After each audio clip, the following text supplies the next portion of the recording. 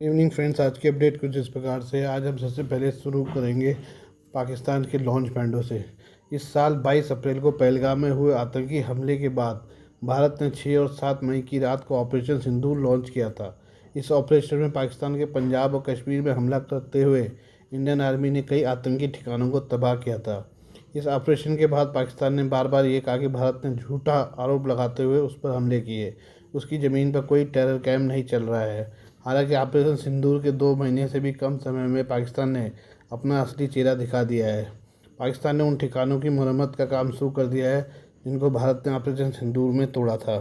NDTV ने शीर्ष खुफिया सूत्रों का हवाला से की गई रिपोर्ट में बताया कि पाकिस्तान ने भारत के सैन्य हमलों में नष्ट किए गए आतंकवादी लॉन्च पैड और आतंकी ट्रेनिंग देने वाले शिविरों को फिर से बनाना शुरू कर दिया है।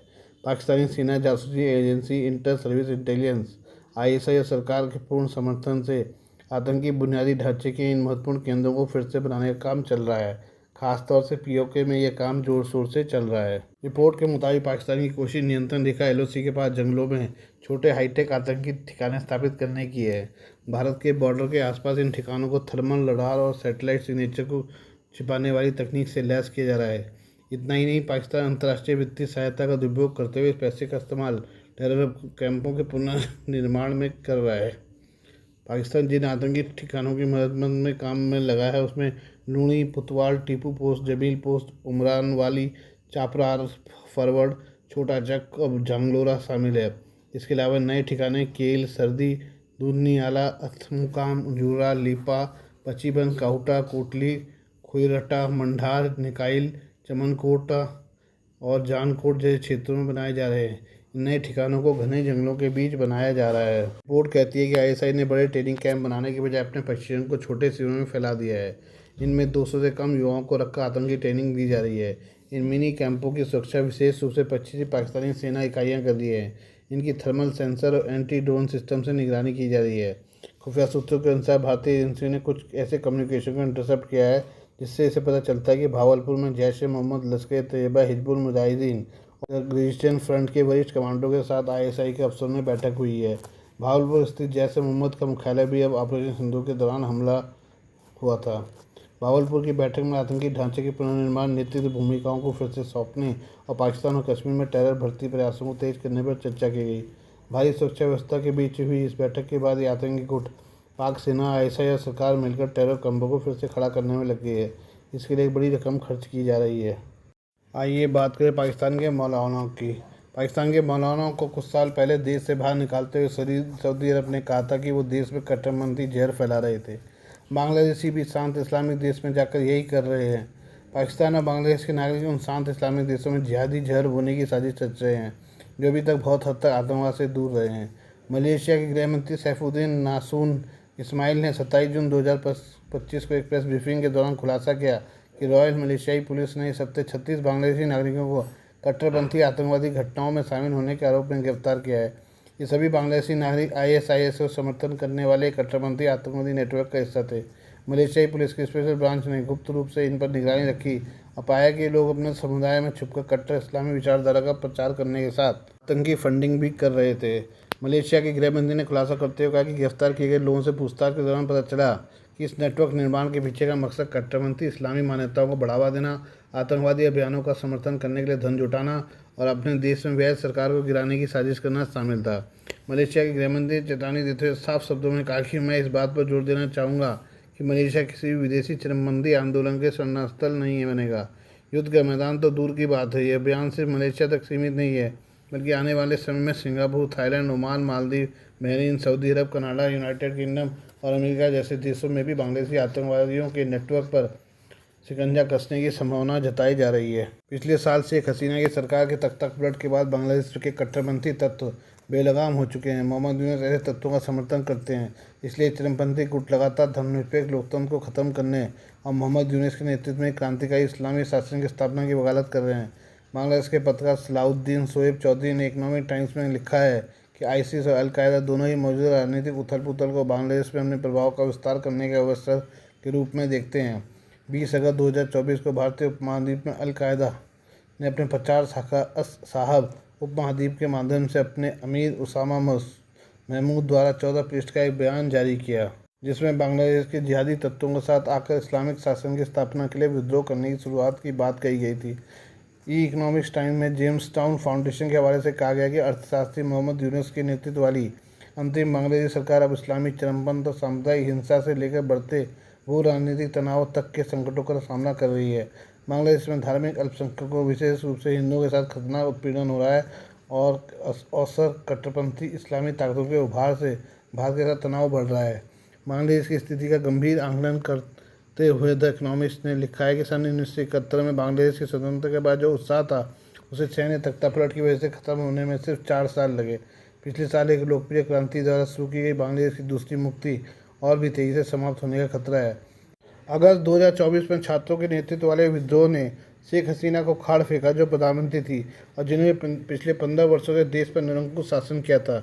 एक कार्यवाही सरकार ने सत्ता संभाली जिसका नेतृत्व माइक्रो क्रेडिट के अग्रणी और राष्ट्रीय नायक मोहम्मद यूनुस ने किया, जिन्होंने लोकतंत्र के पुनर्निर्माण का वादा किया था।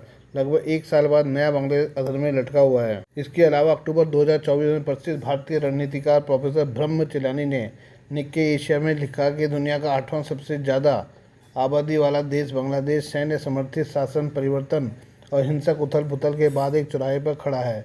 न्यायिक हत्याएं, मनमानी गिरफ्तारियां, धार्मिक और जातीय अल्पसंख्यकों पर व्यवस्थित हमले और जेल में बंद आतंकवादियों की रिहाई के बीच एक घटना सामने आती है, वो है देश भर में कट्टरपंथी इस्लामवाद का उभार। मोहम्मद यूनुस की सरकार अब खुले तौर पर जुलाई चार्टर नामक घोषणा की तैयारी कर रही है, जिसके तहत वे बांग्लादेश की सशस्त्र सेनाओं को भंग कर एक नई अर्धसैनिक इकाई इस्लामिक रेवोल्यूशनरी आर्मी IRA बनाने की योजना में है। यह योजना 1979 की ईरानी इस्लामिक क्रांति की तर्ज पर इस देश को एक क्रांतिकारी सरकार में तब्दील करने की दिशा में पहला कदम होगा। इस प्रस्तावित चार्टर में यूनुस को राष्ट्रपति, सेना प्रमुख और अन्य संवैधानिक पदों से अधिकारियों को हटाने का आग्रह भी मिल जाएगा। यह कदम बांग्लादेश को स्थायी नैन्य इस्लामी तानाशाही में बदल सकता है, जहाँ चुनाव, लोकतंत्र और मानवाधिकार जैसे शब्द केवल किताबों में रह जाएंगे। 13 जून को लंदन में यूनुस और BNP के कार्यवाहक अध्यक्ष तारिक रहमान के बीच हुई गुप्त बैठक, जिसे अब लंदन गेट साजिश कहा जा रहा है, उसमें यह तय किया गया कि देश में चुनाव को अनिश्चित काल के लिए स्थगित कर दिया जाएगा और मौजूदा राष्ट्रपति मोहम्मद शहाबुद्दीन और सेना प्रमुख जनरल वकार उज़्ज़मान के खिलाफ मानवता के खिलाफ अपराध के मुकदमे चलाए जाएंगे।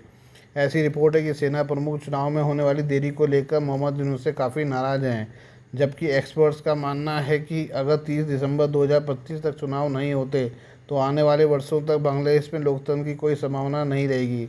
राजनीतिक टिप्पणीकार और सेंटर फॉर गवर्नेंस स्टडीज़ के कार्यकारी निदेशक जिल्लुर रहमान ने चेतावनी दी है कि इस समय सीमा तक चुनाव न कराने का मतलब यह हो सकता है कि आने वाले सालों में बांग्लादेश में कोई चुनाव ही नहीं हो सकता है। यूनुस सरकार सिर्फ आंतरिक रूप से ही नहीं बल्कि अंतर्राष्ट्रीय स्तर पर भी विवादों में घिरी है। यूक्रेन ने बांग्लादेश पर रूस के कब्जे वाले यूक्रेनी क्षेत्रों से लूटा गया गेहूं खरीदने का आरोप लगाया है। यूक्रेन ने चेतावनी दी है कि अगर बांग्लादेश ने लूटे गए गेहूं का आयात जारी रखा तो यूरोपीय संघ से प्रतिबंधों की मांग करेगा। यूरोपीय संघ की प्रवक्ता अनीटा हिप्पैर ने संकेत दिया है कि अगर इन आरोपों की पुष्टि होती है तो बांग्लादेश के सरकारी अधिकारियों पर भी प्रतिबंध लगाए जा सकते हैं।